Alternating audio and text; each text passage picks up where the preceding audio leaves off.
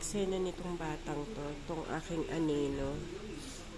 Yan, ganyan yan. Ginising na niya ako. Pagkagising niya sa akin, siya naman yung matutulog. Ano na.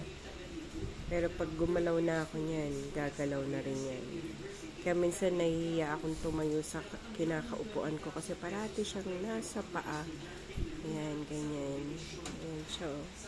Ina mo ha, try ko. Huwag ka maingay. Tulog, ganyan na ganyan. Pag tulog na tulog yan, ganyan ang pwesto niya side. Ah, diba? Ginising ako ni madam. Tapos, siyang natulog, diba? Hindi niya ako tinantanan eh. Tingnan niya ha. Haalis ako.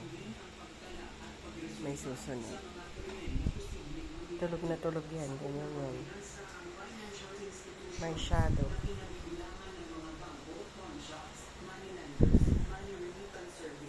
Uy, himala. Alam yata kasi niya na naka-video. See? Oh. Yan natin kung susunod. Oh, stretch. Stretch. Sarap na stretch yan. Stretch.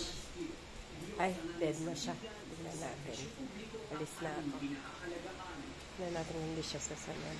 Hindi nga siya sumunod. Antok na antok. Si shadow. This is my shadow. My literal na shadow. May baby Luna. Sarap tulog yan. Bye for now. Mga kasisi.